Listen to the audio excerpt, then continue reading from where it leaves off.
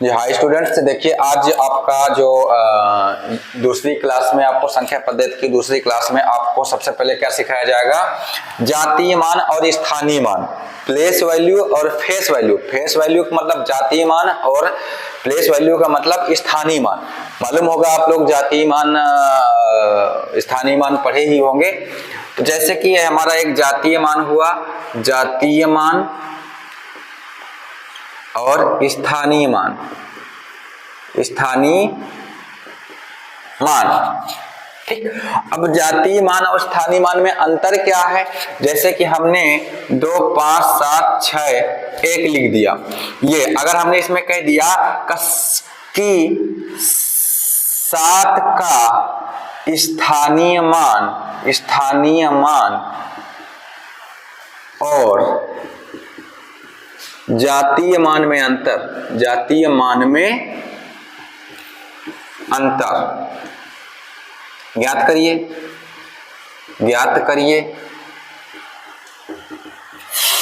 अब देखिए 7, 6, 1 ये हमारा 7 का स्थानीय मान। 7 किस स्थान पे है? इस स्थान पे है। 7 के बाद कितने जीरो हैं? 2 जीरो हैं। तो क्या करते हैं हम, 7 का स्थानीय मान क्या है? 7 को 7 रख देंगे, जितने लास्ट में डिजिट हो उतने जीरो बढ़ा देंगे। ये हमारा क्या हो गया?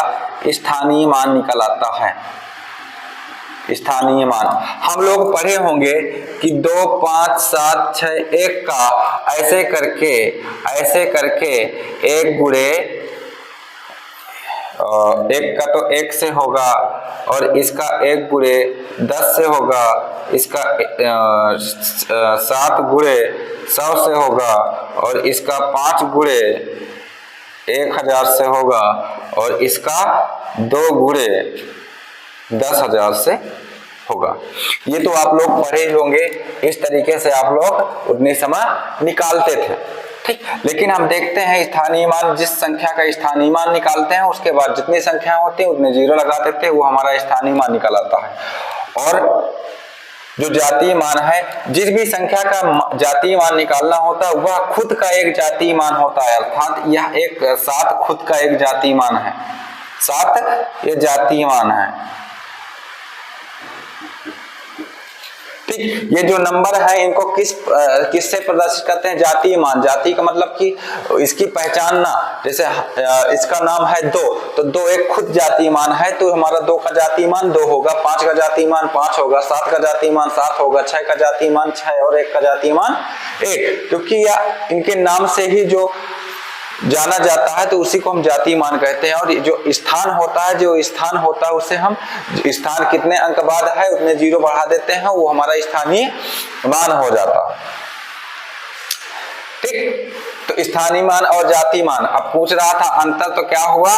6,693 ये हमारा अंतर निकल आया। इसका समझ में आ गया?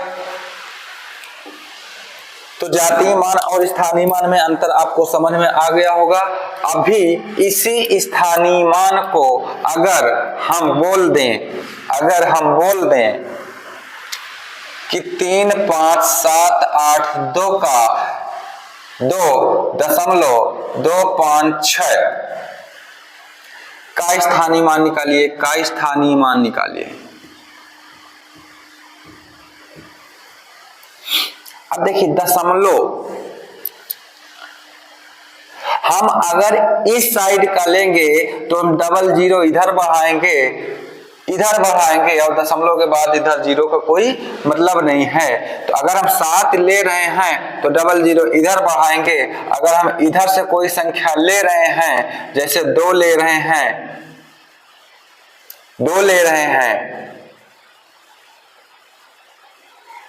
तो क्या करेंगे?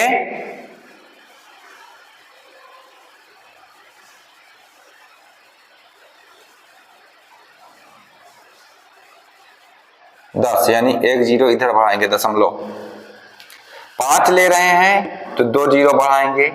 6 ले रहे हैं तो 3 जीरो बढ़ाएंगे, क्योंकि 1, 2 और 3, क्योंकि ये हम इसको 0.2 को 0.2 बटे ये दशमलव हटा दिए, नीचे 10 हो गया। 10 का अगर लिखेंगे तो 0.02 ही निकल के आएगा, 0.02 ही निकल करके आएगा, क्योंकि ये हमारा एक इसका स्थानीय मान होता है। ठीक, तो इधर का कुछ भी लेंगे तो इधर जितनी संख्याएं होती हैं उतने हम जीरो लेते हैं और दशमलव को भी हम जीरो में काउंट करते हैं। ये समझ में आया?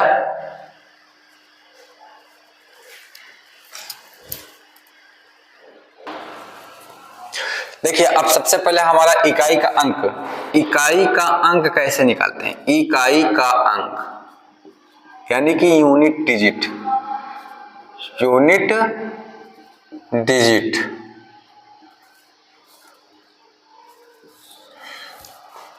अब हम इकाई का अंक कैसे निकालेंगे? जैसे कि हमने दे दिया 2,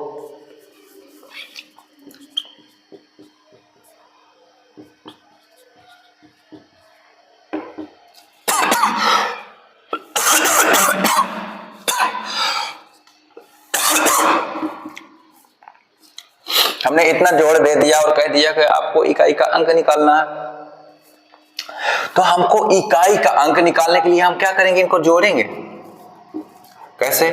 2 5 7 1, 3 2 5 6, 6 7 8, 6 7 8, 5 और 6।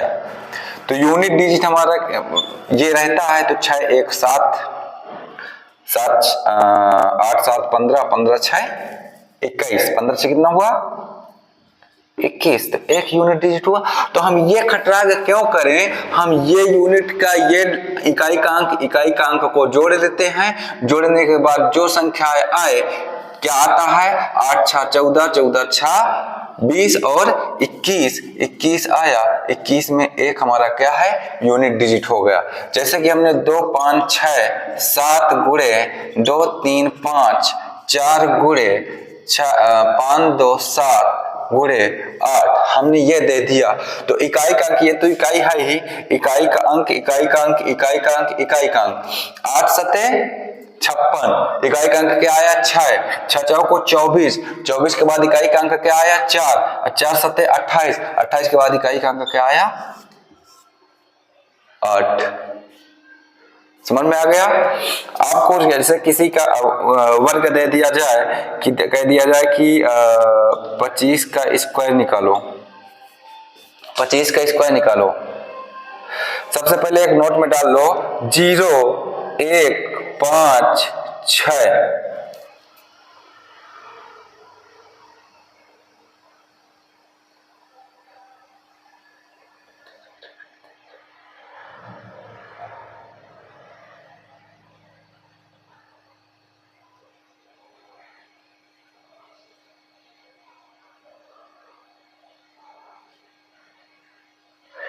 ये कोई भी संख्या हो, इसमें कोई किसी भी संख्या का वर्ग घन दिया हो तो ये इसमें हमेशा संख्या वही संख्या आती है। तो इसमें क्या है? 5 है तो हमारा 5 ही रहेगा। चाहे यहाँ पर 25 का हम यहाँ पर 26, यहाँ पर हम डाल देते हैं 26, तो भी हमारा 5 का 5 ही रहेगा, क्योंकि यूनिट डिजिट 5 है। यूनिट डिजिट इनमें से कोई भी आ जाए तो हमारा वो ही यूनिट डिजिट रहता है। जैसे कि 26, अब मान लो कि अन्य कोई संख्याएं हो, जैसे कि हमने दे दिया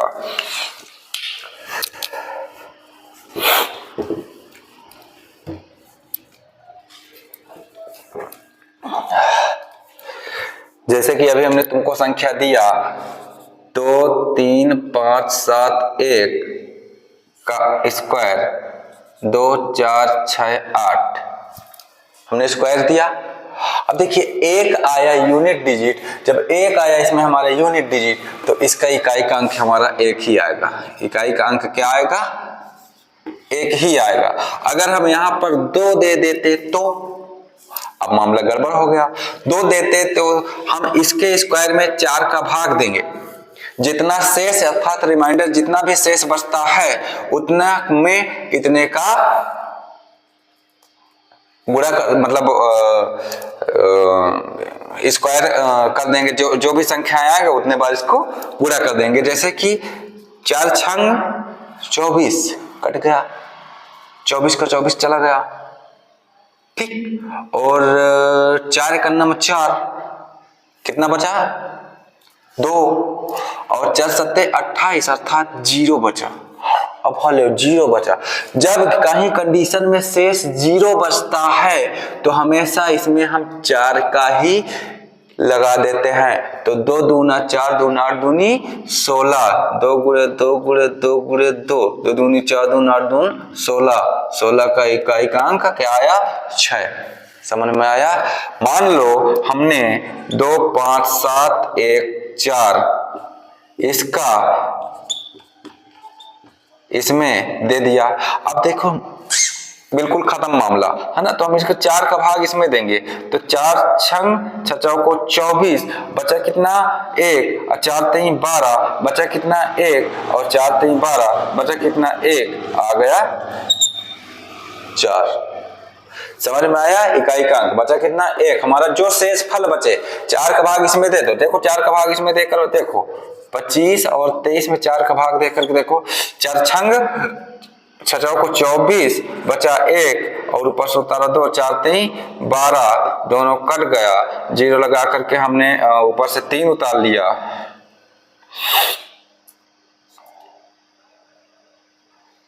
12 हमने यहाँ पर 1 बचा, 2 उतारा, फिर उसके बाद 3 उतार लिया। हमारा 3 शेष फल बचता है। क्या शेष फल बचता है 3 शेष फल बचता है हमारा। ये 3 शेष फल बचता है तो 4 चौक 16 चौको 64 अर्थात यानी 4 फिर भी आ रहा है यूनिट डिजिट। तो समझ में आ गया यूनिट डिजिट कैसे निकालना है। हमारे 0 1 और 5 और 6 ये संख्या कहीं पर भी आ जाए तो वो ही हमारी यूनिट डिजिट होती हैं। और कोई भी अन्य संख्या जितना भी गुणा हो या जोड़ हो या कोई भी संख्याएं हो तो हमको यूनिट डिजिट का ही कैलकुलेशन करना है तो आपको यूनिट डिजिट इसमें आ जाएगी। ठीक, तो आज की यही तक वीडियो। नेक्स्ट आपको नेक्स्ट वीडियो में बताया जाएगा। तो धन्यवाद।